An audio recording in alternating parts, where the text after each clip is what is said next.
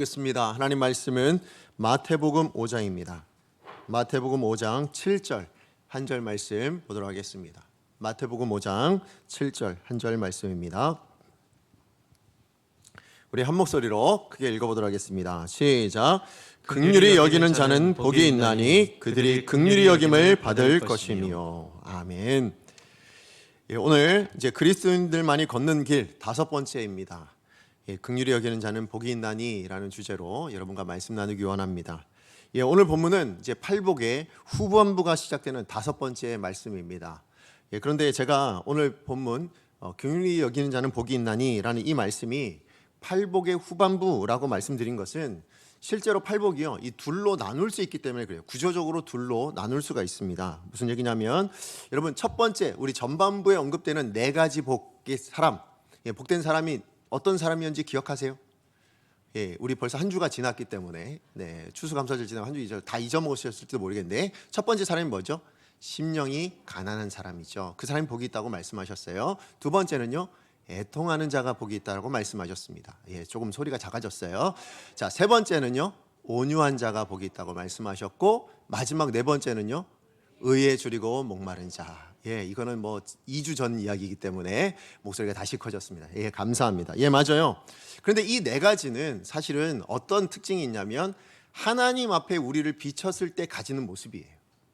그러니까 우리 스스로가 이렇게 생각되어지는 것이 아니고, 하나님 앞에 우리 자신을 비쳤을 때 비로소 발견되어지는 그런 모습이라 이야기할 수 있습니다. 그리고 또 다르게 이야기하면, 하나님을 믿는 자라면 누구나 어떤 사람이어야 될까요? 심령이 가난한 자여야 되고, 애통하는 자여야 되고, 온유한 자여야 되고, 의에 줄이고 목마른 자가 되어야 된다. 그런 사람이 정말 하나님의 자녀다, 하나님의 택한 백성이다, 천국 백성이다, 그렇게 예수님께서 말씀하시는 거예요. 근데 그것을 언제 깨닫느냐? 하나님 앞에 섰을 때, 하나님의 시각으로 우리 자신을 봤을 때 그것이 보여지더라라는 것입니다.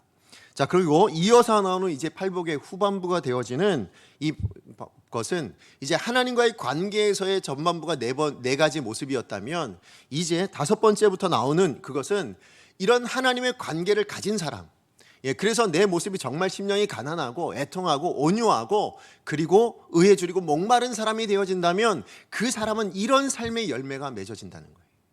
이런 삶의 열매, 또 우리 하나님과의 관계가 아닌 우리 일상적인 세상과의 관계 안에서 이런 모습들이 나타나게 되어 있다라는 것을 보여주고 있는 것입니다. 자, 그런 의미에서 여러분, 우리가 이제 앞으로 보게 되는 이 4가지 복이 있잖아요. 이 4가지 복을 우리의 삶 가운데 실천하고 있느냐 못하느냐를 보면 우리가 어떤 사람인 줄 알 수 있을까요? 전반부에 이야기했던 그 4가지를 가진 사람인가 아닌가를 알 수 있다는 거예요. 그러니까 우리 앞으로 생각해야 되는 이 긍휼이 여기는 자부터 시작되어지는 이 긍휼부터, 의로 말미암아서 핍박을 받는 그 사람까지의 삶의 태도가 우리 가운데 나타나지 않는다면, 그런 열매가 맺혀지지 않는다면 우리는 어떤 사람일 수 없다라는 거예요. 전반부에 이야기하는 그 4가지의 모습은 우리 가운데 없을 수도 있다라는 것을 말씀해 주는 것입니다. 자, 그렇다면 여러분, 예수님께서 말씀하시는 정말 복이 있는 사람, 정말 하나님 앞에서 이 4가지를 경험한 사람, 그것을 가지고 있는 사람, 그 사람을 향하여 가장 먼저 맺는 열매를 뭐라고 얘기하시는 거예요? 오늘 본문에 보니까 긍휼히 여기는, 긍휼히 여김, 이 열매를 맺게 되어진다라고 이야기합니다. 자, 그런데 여러분, 사실 우리 시대는요, 이 긍휼이 없는 시대 아닙니까? 그죠? 마치 이 긍휼이 사라져버린 그런 시대 같습니다. 여러분, 우리 연일 들려오는 뉴스들을 한번 보세요. 사실 제가 가장 안타까웠던 뉴스가 뭐였냐면 정인이 사건이었거든요. 저한테 굉장히 큰 충격이었어요. 근데 그게 작년 10월에 있었던 이야기예요. 근데 사실은 얼마 전에요, 또 똑같은 일이 있었어요. 양부모에서 3살박이 아이가 또 학대로 죽임을 당했다라는 그런 소식을 제가 듣게 됐습니다. 정말 무자비한 거 아닙니까? 정말로 긍휼이 없는 거 아니에요. 근데 제가 자료를 그래서 찾아봤어요. 봤더니 더 심각하더라고요. 무슨 얘기냐면, 최근에요, 우리나라에서만 한 달에 3명꼴로 아이들이 학대로 죽어간대요. 3명이 넘는 아이들이 학대로 죽어간다고요. 오늘 이 시대의 어른들이 얼마나 긍휼이 아니라요, 분노 가운데 자기 분노를 그냥 감정으로 있는 그대로 표출하고 살아가는 그런 시대를 우리가 살아가고 있는 것 같아요. 심지어 얼마 전에 어떤 뉴스가 있었습니까? 층간소음에 불만이 있어가지고요, 8살짜리 초등학교 1학년짜리한테 흉기를 들이대고요, 내가 웃음냐? 이러면서 협박을 했다라는 그런 소식까지 제가 듣게 됐어요. 이 정말 우리 안에요, 얼마나 이런 지금 긍휼이 없는지, 그냥 분노만 가득한지 그것을 알 수 있습니다. 자, 그런데 제가 이제 설교를 준비하면서 이제 여러 자료들을 찾다 보니까 이게 이 시대만의 문제가 아니더라고요. 무슨 얘기냐면 예수님이 살아가셨던 그 시대에도요, 이 긍휼이 없었던 시대더라고요. 아니, 긍휼이 아예 제대로 취급을 받지 못하는, 존중받지 못하는, 그래서 긍휼이란 이 단어가요, 그리 좋은 의미로 사용되지 않은 그런 시대였더라고요. 여러분, 그 당시에 그 시대를 주름잡던 세계가 어디였죠?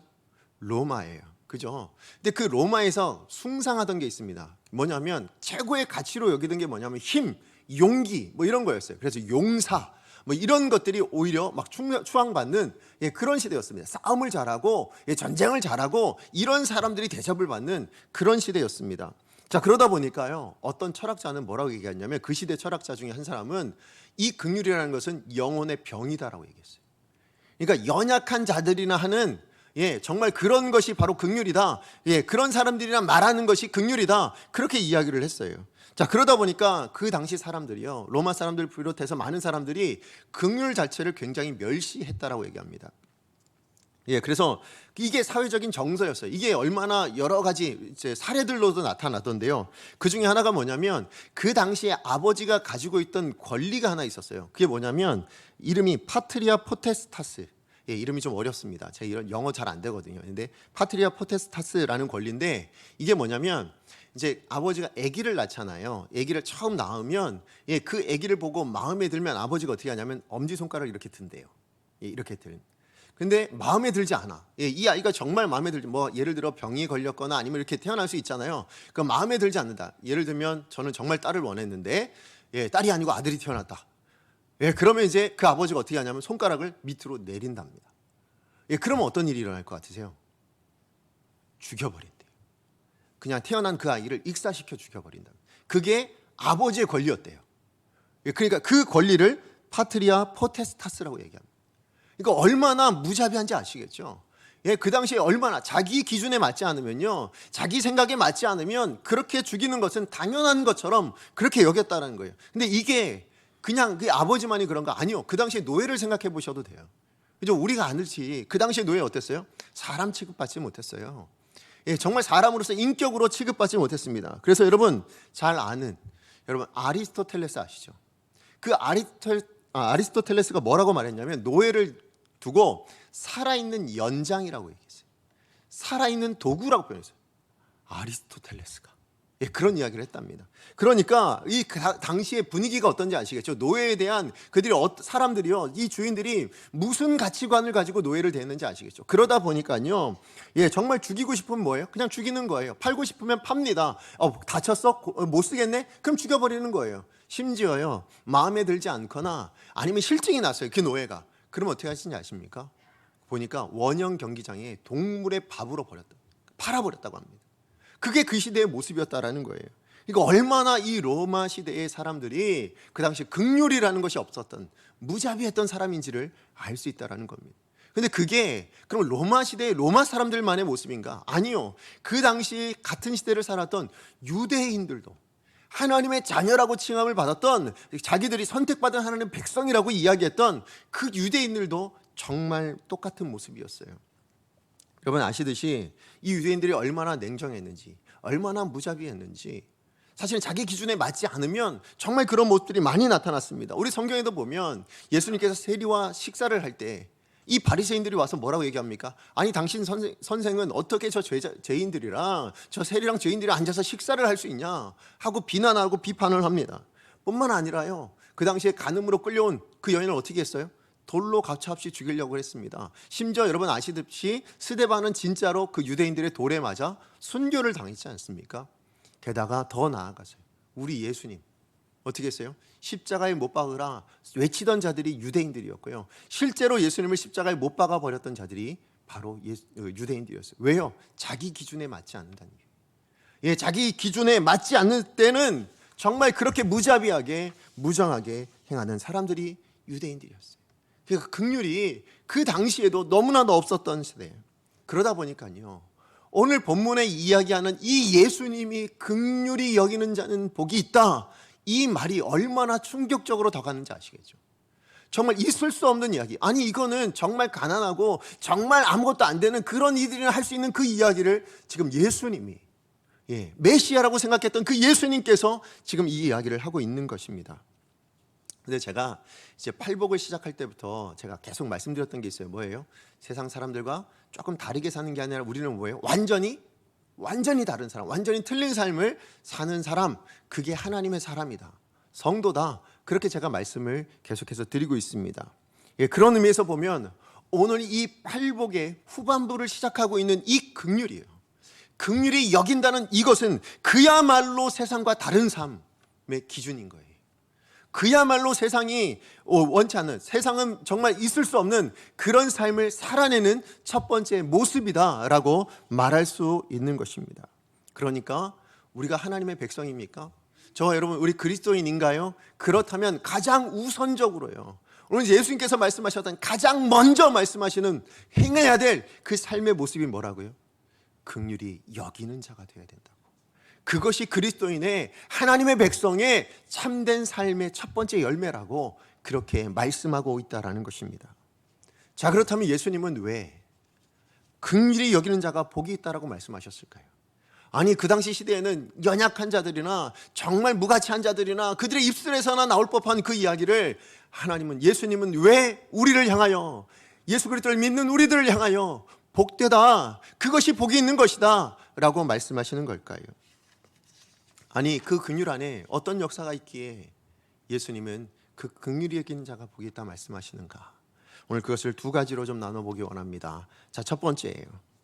자, 왜 예수님은 긍휼히 여기는 자를 복이 있다라고 말씀하시는가 하면, 그 첫 번째는 어떤 사람에게 긍휼히 여김이 일어나게 됐다면이에요. 정말 긍휼히 여기지 않았던 어떤 사람 안에 긍휼히 여긴다는 일이 일어난 것은 그가 죄의 지배에서부터 벗어남의 증거이기 때문에 그렇다는 거예요. 자, 우리 로마서 1장 28절에서 31절까지의 말씀 같이 한번 읽어보겠습니다. 시작. 또한 그들이 마음에 하나님 되기를 싫어하며 하나님께서 그들을 그 상실한 마음대로 내버려 두사 합당하지 못한 일을 하게 하셨으니 곧 모든 불의, 추위, 탐욕, 악의가 가득한 자요, 시기, 살인, 분쟁, 사기, 악독이 가득한 자요, 수근수근하는 자요, 비방하는 자요, 하나님께서 미워하시는 자요, 능욕하는 자요, 교만한 자요, 자랑하는 자요, 악을 도모하는 자요, 부모를 거역하는 자요, 우매한 자요, 배약하는 자요, 무정한 자요, 무자비한 자라. 이게 지금 어떤 사람들의 모습이라고요? 하나님께서 그 마음에 상실한 대로 내버려둔 사람. 그래서 합한 일, 합당한 일이 아닌 게, 그것을 내어둔 사람, 합당하지 못한 일이에요. 그것을 하게 하신 것, 다시 얘기하면 뭐예요? 죄의 지배 가운데 그냥 두었을 때, 죄 가운데 그냥 머물게 했을 때 일어나는 그 사람의 삶의 행태, 모습, 결과, 열매가 무엇인가를 보여주고 있는 거예요. 그게 한 21가지로 나오거든요. 자, 그런데 그 21가지 중에 마지막 2가지가 뭐예요? 오늘 보니까 무정한 자요, 무자비한 자라, 그렇게 이야기하고 있습니다. 여러분, 이 무정한 거, 이 무자비함, 이 두 단어를 하나로 만약에 바꾼다면 뭐라고 말할 수 있을까요? 긍휼 없음이에요. 그죠? 긍휼이 없는 거예요. 긍휼이 없으니까 무정해지고, 긍휼이 없으니까 무자비해지는 거 아닙니까? 그런데 더 대단한 건 뭐냐면, 여러분, 오늘 우리가 읽었던 29절부터 시작하는 그 죄의 양상들이요, 그 양상들을 한번 보시면 대부분 그 근거가, 그 뿌리가 어디에 있냐면 바로 이 무정함과 무자비함에서 나와요. 그러니까 긍휼이 없음에서 나오고 있어요. 보세요. 시기, 살인, 분쟁, 사기, 수근수근, 비방하는 거, 부모님을 거역하는 거, 그리고 사람과 약속을 배약하는 거, 배신하는 거, 이런 거예요. 다 어디서 나오는 거예요? 하면서 어디서 나올까요? 무정하니까예요. 무자비하니까예요. 긍휼이 없으니까예요. 그 사람을 사랑하지 못하고 오히려 미워하고, 정말 그런 마음들이 있다 보니까, 사랑이 없으니까, 불쌍히 여기지 못하니까 거기서 나오는 모습들, 그게 바로 이런 죄의 모습들이라는 겁니다. 그러니까 전부 죄예요. 긍휼히지 못하는 것. 그러니까 긍휼히 여기지 못한 사람은요, 그 마음을 뭐라고 얘기할 수 있는 거예요? 그 마음이 죄에 사로잡혀 있는 사람들. 그죠? 다른 것이 아니에요. 죄 가운데 사로잡혀 있다. 그렇게 말해도 틀리지 않다라는 것입니다. 죄의 지배에서 벗어나지 못했다라고 말할 수 있는 거예요. 그런 의미에서 여러분 반대로 생각해 보면 그랬던 사람이 그 마음 가운데 긍휼의 마음이 생겨났어요. 예, 긍휼히 여기는 사람이 됐어요. 그럼 뭐라고 말할 수 있는 거예요? 죄의 지배에서 벗어나게 됐구나.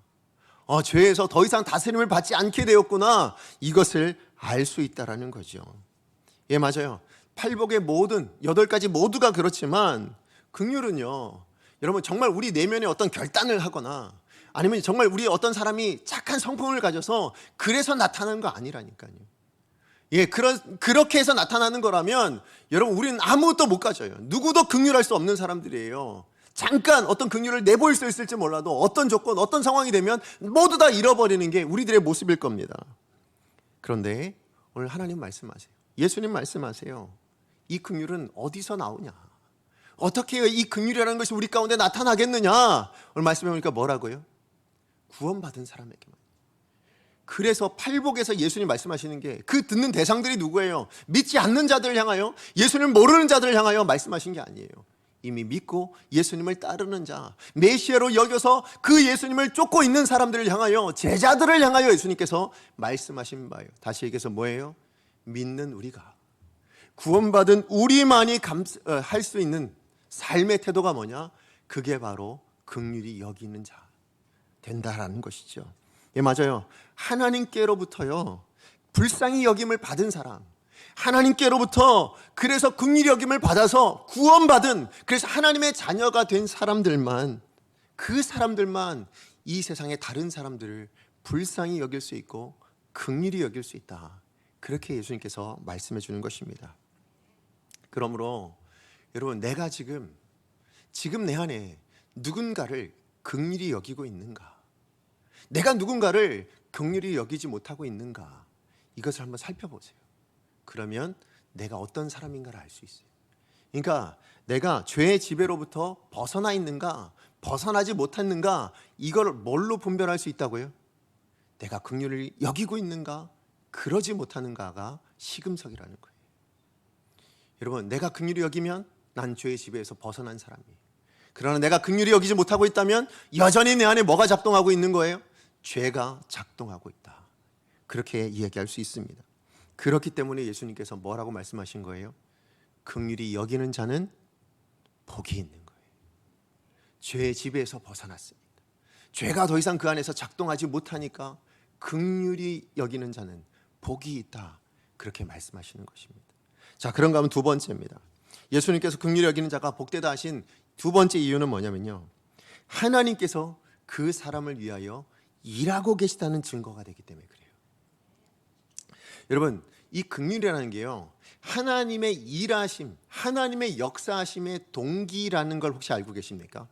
자, 우리 디도서 3장 5절 말씀 같이 한번 읽어보겠습니다. 시작. 우리를 구원하시되 우리가 행한 바 의로운 행위로 말미암지 아니하고 오직 그의 긍휼하심을 따라 중생의 씻음과 성령의 새롭게 하심으로 하셨나니. 아멘. 예, 하나님께서 우리를 구원해 주셨습니다. 하나님께서 정말로 일하셔서 역사하셔서 어떻게 해요? 중생의 씻음과 성령의 새롭게 하시는 그 역사를 우리 가운데 이루어 주셔서, 그것을 행하여 주셔서 우리를 구원하셨다라고 말씀하고 있어요. 자, 그런데 그 구원의 역사가, 그 하나님의 구원의 일하심이 무엇에 따라 이루어졌다고요? 오직이에요. 다른 어떤 것이 아니고 오직 그의 긍휼하심을 따라. 하나님이 긍휼히 여기셨기 때문에 그 긍휼이 동기가 되고 이유가 되고 원인이 되어서 우리 가운데 하나님이 일하셨다. 그게 우리의 구원인 거예요. 예, 그리고 우리가 너무나도 잘 아는 말씀, 우리 에베소서 2장 8절 말씀이요. 우리 같이 한번 읽어봅니다. 시작.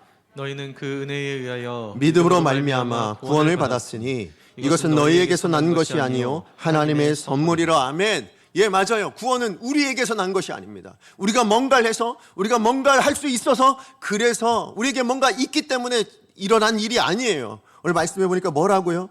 은혜에 의하여. 누구의 은혜입니까? 하나님의 은혜예요. 믿음으로 말미암아 누가 주신 거예요? 하나님이 주셨어요. 그래서 뭐라고 얘기하고 있습니까? 구원은 선물이라 말하고 있습니다. 자, 그런데 이 구원을 선물로 우리 가운데 주신, 그렇게 일하여 주신 그 하나님, 그 하나님을 어떤 분이라 이야기하는가? 오늘 에베소서 2장 4절이에요. 거기에 보니까 뭐라고 되어 있냐면 긍휼이 풍성하신 하나님이, 긍휼이 풍성하신 하나님이 우리에게 그 은혜로 의하여 믿음으로 말미암아 이 구원을 선물로 주셨다, 그렇게 이야기하고 있어요. 그러니까 우리의 이 선물도 그 동기가 어디에 있다고요? 왜 우리에게 이것을 선물로 주셨다고요? 긍휼 때문이라는 거예요.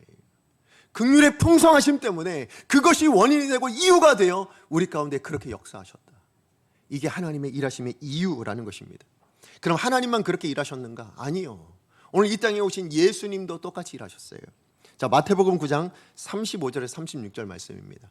우리 같이 한번 읽어봅니다. 시작. 예수께서 모든 도시와 마을에 두루다니사 그들의 회당에서 가르치시며 천국의 천국 복음을 복음을 전파하시며 전파하시며 모든 병과 모든 약한 것을 고치시니라. 무리를 보시고 불쌍히 여기시니 이는 그들이 목자 없는 양과 같이 고생하며 기진함이라. 아멘. 여러분, 예수님 왜 이 땅 가운데 오셨을까요? 예수님께서 왜 이 땅 가운데 오셔서 우리를 위해 십자가를 지셨을까요? 왜 이 땅 가운데 사시면서 많은 병자들을 고쳐주시고 많은 기적들을 행하셨을까요? 무엇 때문입니까? 여러분, 인간은요, 어떤 병이든 죄든 그 어떤 문제가 되었든 스스로 해결할 수 있었을까요? 없었어요. 그 없음을 누가 보셨어요? 예수님이 보셨어요. 그것이 그 답을 알 줄 몰라서 어떤 해결 능력이 없어서 그래서 예수님을 찾아온 그 무리들을 보시고 예수님 느끼신 마음이 뭐예요? 불쌍히 여기셨어요. 다른 어떤 마음이 아니에요. 불쌍히 여기셔서 그들에게 필요한 것을 채워주신 거예요. 그들에게 필요한 것을 공급해 주신 거예요. 그들을 위하여 일하셨던 것입니다. 맞아요. 여러분, 그런 의미에서 보면 여러분, 하나님의 역사하심이 있다면 그럼 그곳에 뭐가 있는 거예요? 하나님의 긍휼하심이 있는 거예요. 어디에선가 우리의 삶 안에 어느 곳에선가 하나님이 일하셨다면 그곳엔 하나님의 긍휼이 있었다, 하나님의 긍휼하심, 긍휼이 여기심이 있었다, 이렇게 말할 수 있어요. 그리고 반대로도 얘기할 수 있죠. 하나님의 긍휼하심이 있는 곳이라면 그럼 그곳엔 어떤 일이 일어날까요? 하나님의 역사하심이 일어나요. 하나님의 일하심이, 하나님의 기적이, 하나님의 행하심이 반드시 일어나게 될 줄로 믿습니다. 예, 맞아요. 하나님은요, 어떤 일을, 어떤 불쌍한 어떤 사람들을 보고요, 아, 그냥 불쌍하네, 그냥 그렇게 감정만 가지시고는 아무것도 안 하시는 그런 분이 아니에요. 여러분, 그래서 예수님께서 비유로 말씀하신 거 있죠. 선한 사마리아인의 비유. 예, 거기에 보면 강도 만난 자가 나옵니다. 자, 그런데 그 강도 만난 자를 먼저 보고 간 사람들이 있었어요. 누구예요? 제사장이에요. 레위인들이에요. 근데 그들은 보고 뭐예요? 분명히 봤으면 사람이라면 누구나 그런 마음 느낍니다. 뭐예요? 불쌍하구나, 안타깝다, 왜 저렇게 됐을까, 이런 마음이 있어요. 그런데 중요한 건 뭐예요? 그 마음만 가지고 가버렸어요. 그 마음만 마음 가운데 두고는 그냥 가버렸어요. 그런데 선한 사마리아인 뭐 합니까? 감정을 느낀 대로 그대로 일해요. 그죠? 그 감정을 그대로 가지고 자기가 대가를 치러서 그 사람을 구해줍니다. 돕습니다. 우리 하나님이 그런 분이시라고요.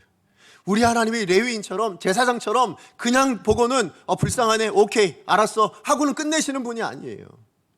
어떻게 알 수 있어요? 오늘 우리의 불쌍함을 보시고 하나님 뭐 하셨어요? 이 땅 가운데 예수님 보내주셨잖아요. 예수님은요, 우리의 불쌍함을 보시고 어떻게 하셨어요? 십자가로 가셨잖아요. 예, 우리 하나님은 결코 감정만 가지신 분이 아니시고 그 불쌍함을 구체적인 행동으로, 그래서 도와주시는 분, 일해주시는 분, 그게 우리 하나님이시라고요. 그러므로 여러분, 만약에 내가 긍휼이 없었는데요, 이제 우리 안에 긍휼함이 일어나는 거예요. 내가 누군가를 긍휼히 여길 수 있게 되어진 거예요. 그러면 어떤 일이 일어난 거예요? 하나님이 지금 우리 안에서 일하시는 거예요. 하나님이 지금 우리 안에서 역사하고 계시는 거예요. 하나님이 지금 내 안에서 함께 계셔 주셨기 때문에 그래서 우리가 긍휼히 여길 수 있는 것입니다. 그래서 예수님 뭐라고 말씀하신 거라고요? 복되다 얘기하는 거예요. 긍휼히 여기는 자가 복되다. 여러분, 한번 생각해 보세요.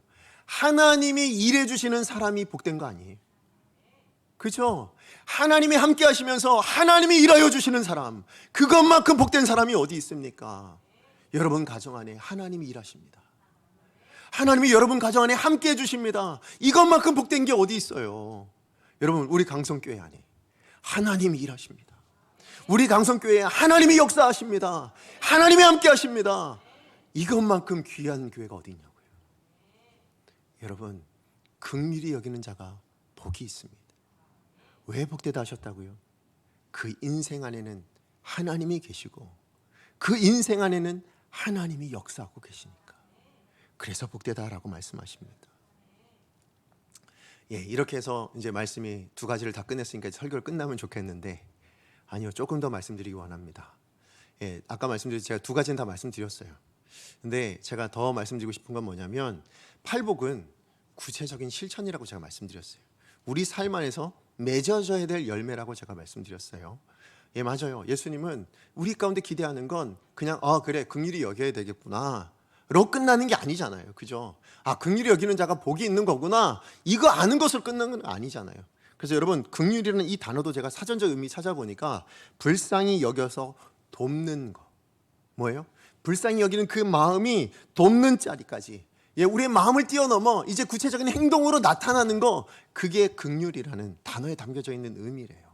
자, 그래서 저는 오늘 두 가지로 더 나누고 싶은데요. 뭐냐면, 그럼 어떻게 하는 게 긍휼히 여기는 거냐?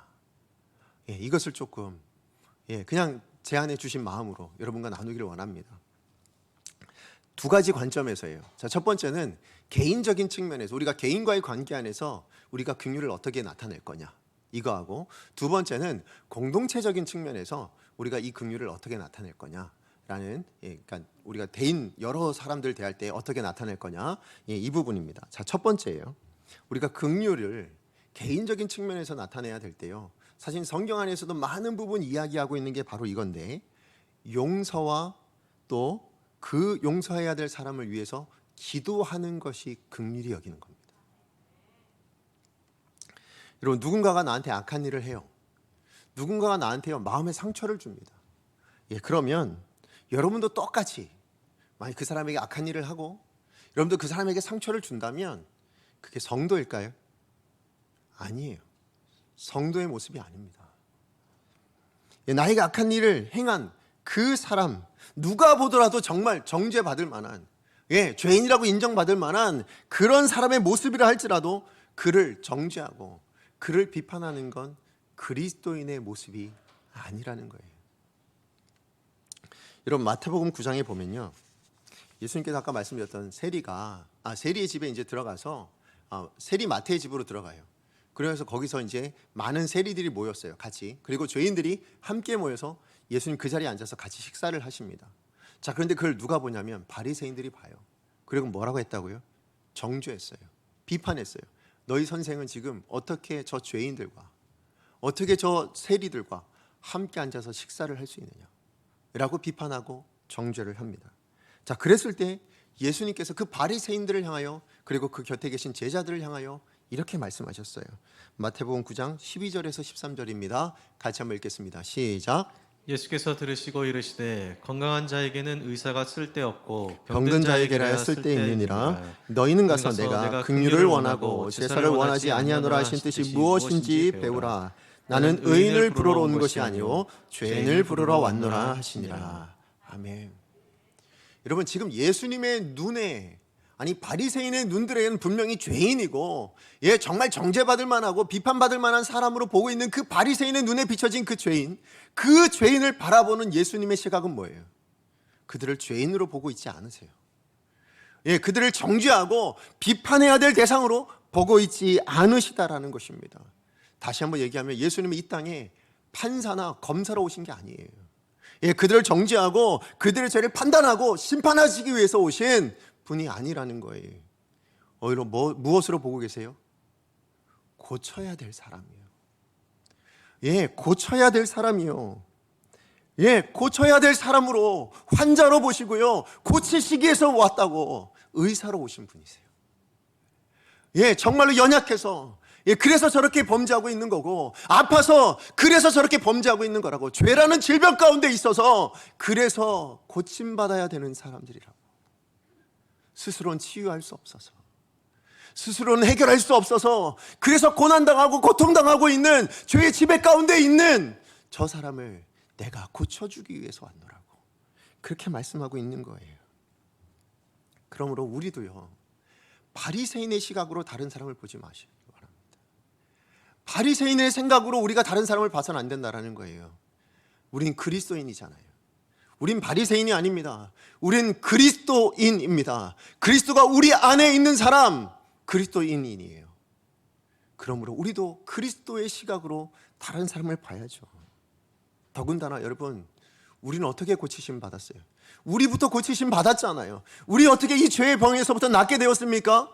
하나님이 예수 그리스도의 십자가를 통하여 우리를 고쳐주셨기 때문에, 그래서 우리가 나음을 받았잖아요. 우린 벌써 받은 사람이에요. 우린 이미 그것을 가진 사람이에요. 먼저 누린 사람이에요. 그래서 우리도 남을 비판할 자격이 없는 거예요. 용서해야 되는 사람, 그게 저와 여러분이에요. 근데 문제는 뭐예요? 그 용서라는 게 잘 안 돼요. 그죠? 그게 얼마나 힘든 건지 저도 잘 압니다. 저도 잘 안 되더라고요. 그래서 아픔을 주면 진짜 상처받게 돼요. 정말. 근데 그 상처가요, 계속해서 남아 있어요. 그래서 정말 보기까지 힘들 정도로 그런 마음들이 있어요. 예, 맞아요. 자, 그런데 문제 한번 생각해 보세요. 여러분, 그래서 그 사람에게 내가 상처받아가지고 나도 화를 내고, 그래서 나도 똑같이 대응을 하면, 여러분, 그러면 여러분 마음이 풀리십니까? 어떠세요? 여러분 마음이 막 이렇게 회복이 되고, 그래서 다시 막 개운해지고 그러세요? 아니잖아요. 근데 더 큰 문제가 뭔지 아세요? 여러분, 그렇게 화를 내고, 그렇게 미워하고, 그렇게 증오하는 게 뭐예요? 우리 아까 로마서 1장 28절부터 읽었잖아요. 뭐예요? 죄예요. 여러분, 그 일로 말미암아 여러분의 영혼 안에요, 상처받은 난데, 그 상처받은 내 안에 뭐가 나타나고 있다고요? 죄가 다시 나타나고 있다고요. 죄가 다시 생기는 거라고요. 죄를 여러분 가운데 그냥 두게 만드는 일이 일어나는 거라고요. 뭐를 안 했을 때, 용서 안 하고 있었을 때요, 똑같이 대응하고 있었을 때에는 여러분 안에도 죄가 나타나고 있는 거예요. 그래서 여러분, 맥스 루케이도라는 목사님께서요, 이 팔복을 쓰시면서, 팔복에 대해서 책을 쓰시면서 이런 내용이 있어요. 제가 읽어드릴게요. 증오는 그 주인을 무는 미친 개이며, 복수는 그것을 지를 사람을 태우는 맹렬한 불이다. 그러나 긍휼은 그들 모두를 자유롭게 할 수 있다. 저는 이 말씀이 맞다라고 생각해요. 우리가 정말로 누군가를 미워하고, 누군가를 용서하지 않고 복수를 하겠다고, 아니면 어떤 마음으로, 감정적으로, 행동으로 나타낸다면요, 그건 다시 돌아오는 거예요. 아니, 우리 인생을 망치게 만드는 죄가 된다라는 거예요. 그래서요, 제가 말씀드린 게 뭐냐면, 여러분, 용서가 안 되면요, 그래서 뭐가 필요하다고요? 기도가 필요한 거예요. 그래서 기도가 필요한 거예요. 그런데 여러분, 기도를, 여러분, 나를 위해 하는 기도 하지 마시고요, 중보 기도를 하셔야 돼요. 누구를 놓고 중보해야 될까요? 미워진 그 사람을 놓고 중보 기도 하셔야 돼요. 자, 무슨 의미냐면, 여러분, 만약에 하나님께 기도하는데요, 하나님, 제 마음에 이런 상처가 있고요, 제 마음에 이런 문제가 있잖아요, 하나님, 제 마음을 좀 치유해 주시고 회복시켜 주세요. 이러면 여러분, 내 마음은 치유될지 몰라요. 근데 뭐가 남아 있어요? 내게 상처가 되는 그 원인은 남아 있는 거잖아요. 그죠? 여러분, 원인은 언제라도 다시 똑같은 상처를 줄 수 있는 거예요. 똑같은 일이 반복될 수 있는 거예요. 그래서 그 원인을 해결해야 되는 거예요. 그죠? 근데 그 원인을 해결하는 건 누가 하실 수 있어요? 내가 할 수 있는 게 아니에요. 하나님이 하실 수 있는 거예요. 그런데 그 원인을 해결해 달라고 하나님, 저 사람에게 하나님이 심판해 주시고, 아니라고요. 하나님 뭘 원하세요? 치료해 주시길 원하신다고. 하나님은 그 사람을 고쳐주기를 원하신다고요. 그럼 우린 뭘 위해서 기도해야 돼요?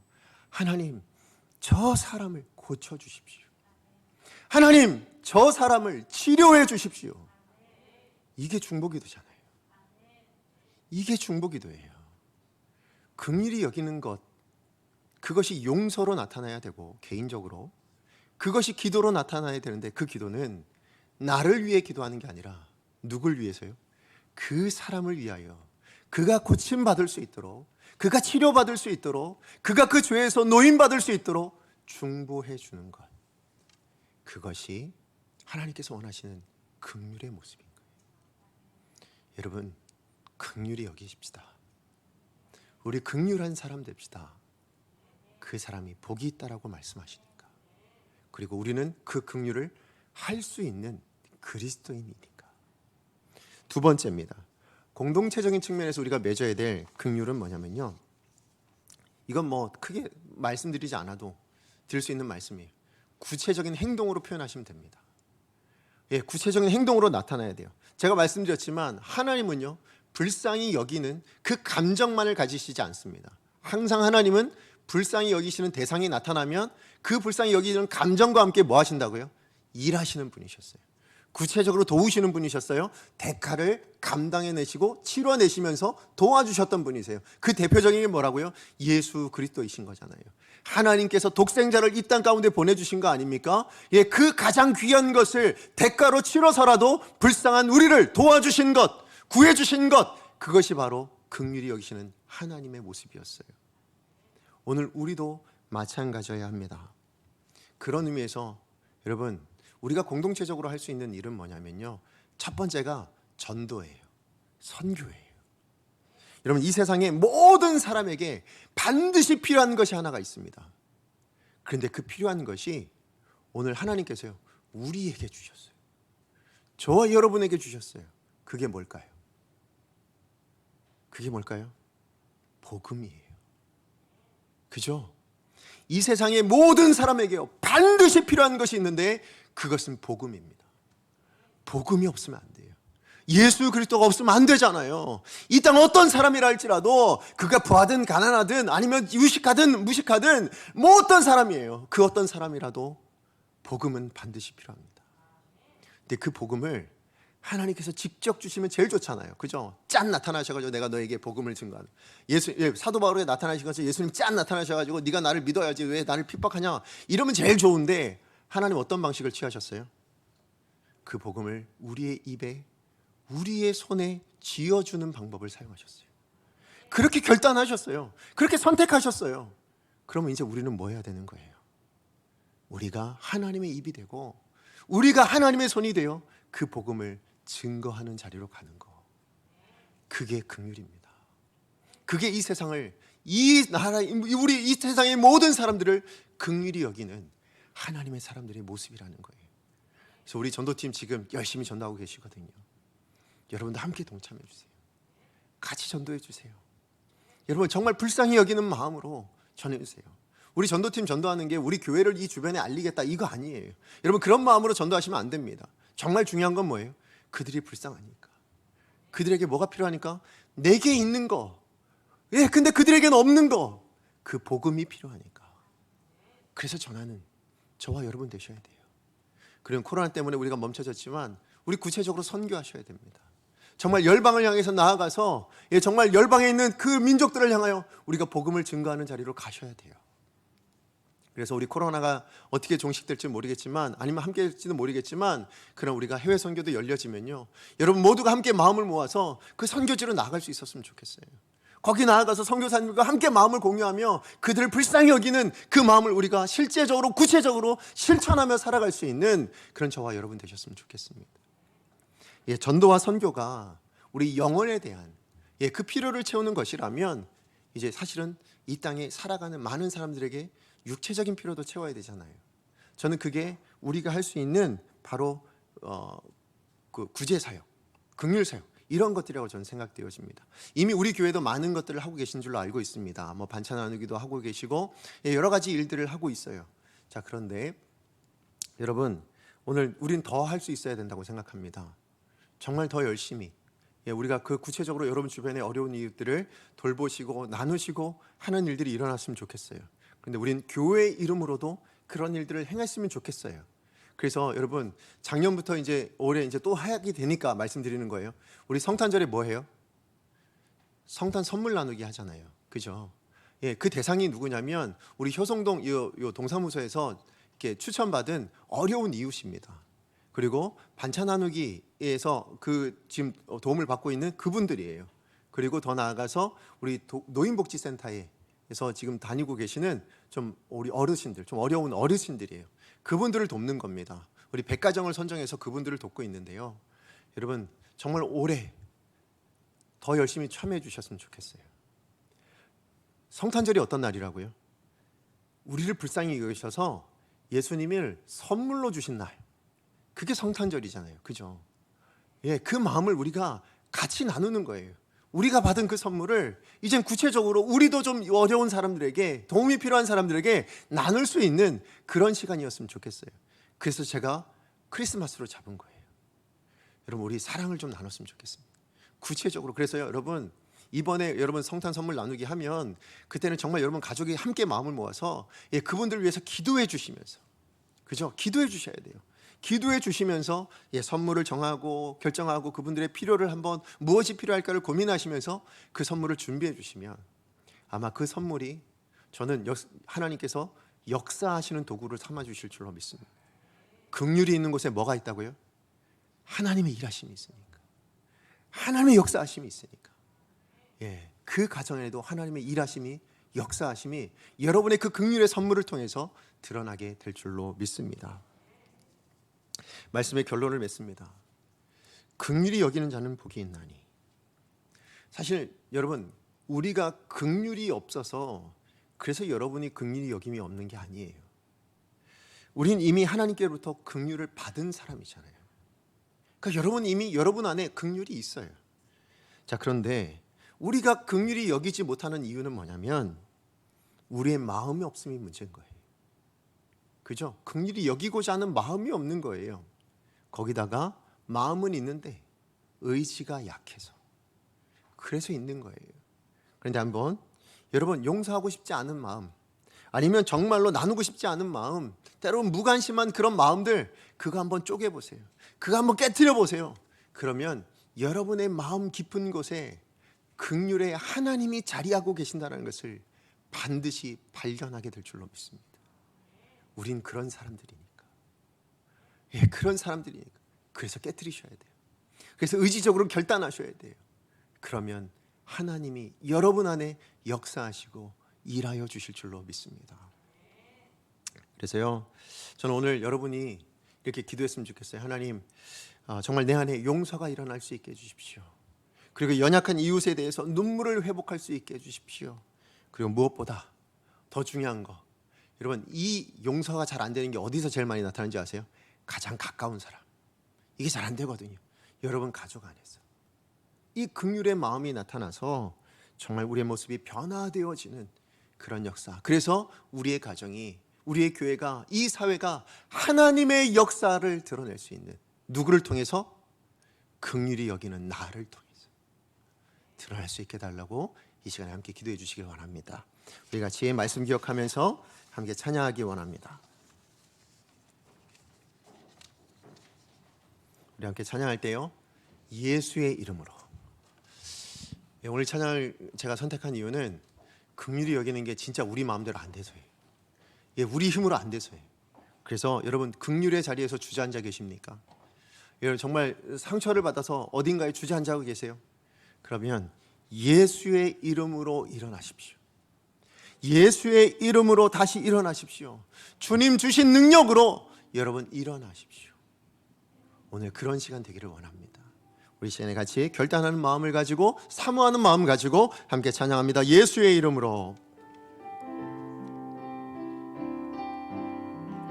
예수의 이름으로 나는 일어서리라.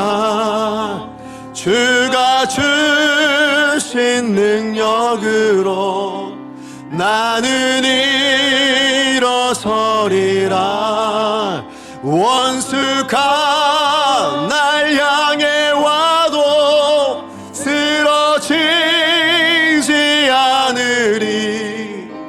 주가 주신 능력으로 주가 주신 능력으로 주가 주신 능력으로 일어서 우리 다시 한번 고백합니다. 예수의 이름으로 예수의 이름으로 나는 일어서리라.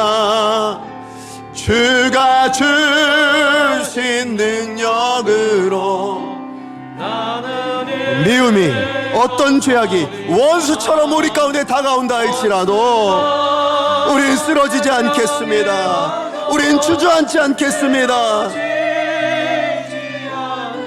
우리 주님 주신 능력으로 주신 능력으로 주가 주신 능력으로 주가 주신 능력으로 우리 다시 한번 믿음으로 마지막으로 고백합니다. 예수의 이름으로 내 영혼아 일어설지어다. 예수의 이름으로 나는 일어서리라. 주가 주신 능력으로 나는 일어서리라. 원수가 날 향해 와도 쓰러지지 않으리.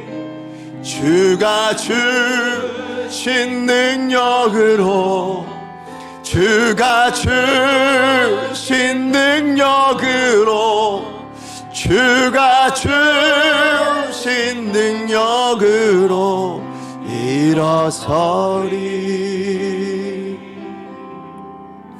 우리 시간의 말씀 기억하면서 우리 찬양의 가사를 기억하시면서 함께 기도했으면 좋겠어요. 여러분, 긍휼히 여기는 자는 복이 있다고 예수님께서 말씀하여 주셨습니다. 그런데 그 긍휼이 정말 잘 안 됩니다. 정말 어렵습니다. 그렇다고 포기해야 될까요? 아니요. 우린 그런 사람들이 아니에요. 하나님께서 오늘 우리에게 말씀하셨습니다. 너희는 긍휼히 여기는 자가 되라고. 예, 우리는 긍휼히 여기는 자가 되어야 합니다. 그러려면 여러분 마음에 그 감정대로 판단하지 마시고요, 감정대로 행동하지 마세요. 여러분의 생각대로 판단하시고 여러분의 판단대로 행동하지 마십시오. 오늘 주신 하나님의 말씀대로 생각하고 하나님의 말씀대로 행동할 수 있는 오늘 우리가 되어진다면 예수가 능력을 주셔서 하나님이 우리 안에 역사하셔서 긍휼히 여기는 자 되게 하여 주실 줄로 믿습니다. 그리고 여러분의 그 긍휼을 하나님이 사용하셔서 이 땅에 하나님의 역사를, 하나님의 일하심을 만들어 가실 줄로 믿습니다. 하나님, 제가 그런 인생 되게 하여 주시옵소서. 그리고 안 되면 하나님, 용서가 잘 안 되면 중보 기도합니다. 그를 위해 기도합니다. 그를 용서해 주시고 그를 치유해 주시고 그를 고쳐 주십시오. 그리고 나의 손길로 하나님의 손길 되어 복음을 증거하고 필요를 채워줄 수 있는 나의 삶, 나의 모습 되게 하여 주시옵소서. 주여 능력을 주옵소서. 한번 지금 하나님 앞에 기도합니다. 주여 능력을 주옵소서. 하나님, 그렇습니다. 이 시간 주 앞에 기도하며 나아갑니다. 예, 하나님, 긍휼히 여기는 자는 복이 있나니 그들이 긍휼히 여김을 받을 것이며, 예, 하나님, 긍휼히 여기는 자가 복이 있습니다. 긍휼히 여기는 자가 죄의 지배로부터 벗어남을 받게 되었고, 하나님, 긍휼히 여기는 자는 하나님이 일하시는 사람, 하나님이 역사하시는 사람, 하나님이 함께 하시는 사람이라고 말씀하여 주셨습니다. 오늘 우리 강성의 모든 성도님들에게 그 긍휼하심이 있게 하여 주시옵소서. 긍휼히 여기는 자가 되게 하여 주시옵소서. 긍휼히 여기는 교회가 있게 하여 주시옵소서. 예, 하나님, 긍휼이 있는 교회, 그래서 하나님의 함께하심이 있는 교회, 그렇게 복된 교회가 되어질 수 있도록 주님 역사하여 주십시오. 우리 성도님들의 개개인들도 하나님 긍휼히 있는 자들이 되게 하여 주셔서 하나님과 함께 동행하며 하나님의 일하심 가운데 죄의 지배로부터 벗어나 있는 인생 될 수 있도록 하나님께서 함께하여 주십시오. 하나님 용서하게 해주십시오. 용서하게 해주십시오. 하나님, 나를 상처 주는 자들을 용서하게 해주십시오. 그들을 위하여 중보하게 해주십시오. 하나님, 저들이 병들었습니다. 저들이 죄로 말미암아 병이 있습니다. 그 병을 치료하여 주십시오. 낫게 해주십시오. 하나님, 그리고 우리에게 필요한 자들에게, 복음이 필요한 자에겐 복음을, 물질이 필요한 자에겐 물질을, 위로가 필요한 자에겐 위로를, 함께 있는 시간이 필요한 자에겐 함께 있는 시간을 줄 수 있는 우리 강성의 성도님들 되게 하여 주시어서 아버지의 마음을 세상 가운데 나누며 아버지의 것들을 세상 가운데 흘려보낼 수 있는 복된 하나님의 사람들 다 되게 하여 주시옵소서. 우리의 힘으로 되지 않습니다. 우리의 능으로 되지 않습니다. 오직 예수의 이름으로, 주가 주신 능력으로 일어날 수 있는 우리 성도님들 다 될 수 있도록 주님 도와주시옵소서. 사랑하는 하나님, 감사합니다. 오늘도 말씀을 통해서 우리가 맺어야 될 열매가 무엇인지를 알게 해주셔서 감사합니다. 그리고 그 열매 맺음 자체가 우리 인생의 복이 된다는 것도 알게 해주셔서 감사합니다. 예, 하나님, 우리 강성의 모든 성도님들 죄의 지배로부터 벗어나고 하나님의 함께하심과 역사하심을 누리는 긍휼히 여기는 자가 되게 하여 주시옵소서. 하나님, 그것을 위해 우리의 감정과 우리의 생각대로 행동하고 판단하는 것이 아니라 말씀대로 판단하고 말씀대로 행동할 수 있는 귀한 사람들 되게 해주시되 우리 힘으로 안 됩니다. 하나님, 예수의 이름으로, 주가 주신 능력으로 우리가 앉아있는 그 자리에서 일어나 하나님의 영광 드러낼 수 있는 빛과 소금의 역할을 감당할 수 있는 우리 강성의 모든 성도님들 다 되게 하여 주시옵소서. 용서하게 해주시고 그들을 위하여 중보할 수 있게 하여 주시옵시고 우리 손에 있는 이 복음을 증거하게 해주시고 우리에게 허락하신 물질과 시간들을 이웃을 위하여 나누어 줄 줄 아는 귀한 하나님의 사람들 다 되게 하여 주시어서 우리들이 그렇게 뿌려놓는 곳곳마다 그 긍휼의 하나님의 역사하심이 일어날 수 있도록 하나님의 역사란 열매가 맺어질 수 있는 그 긍휼의 씨앗을 매일매일 심어내는 우리 복된 우리 하나님의 성도님들 다 될 수 있게 하여 주시옵소서. 예수님의 이름으로 기도합니다. 아멘. 이제는 우리 주 예수 그리스도의 은혜와 하나님 아버지의 다함이 없는 사랑하심과 성령 하나님의 교통하심과 충만하신 역사하심이 오늘 예수의 이름으로 주가 주신 능력으로 긍휼히 여기는 자가 되어 그 긍휼을 심어놓은 곳곳마다 풍성한 하나님의 역사를 맺기를, 그것을 보기를 사모하며 결단하는 우리 강성교회 모든 성도님들 머리 위에, 가정 위에, 사업장 위에, 우리의 자녀들과 그들의 진로와 비전 위에, 그리고 지금도 열방을 향해 복음을 들고 나아가는 모든 교회와 성도사님들 머리 위에 이제부터 영원까지 함께 있을지어다. 아멘.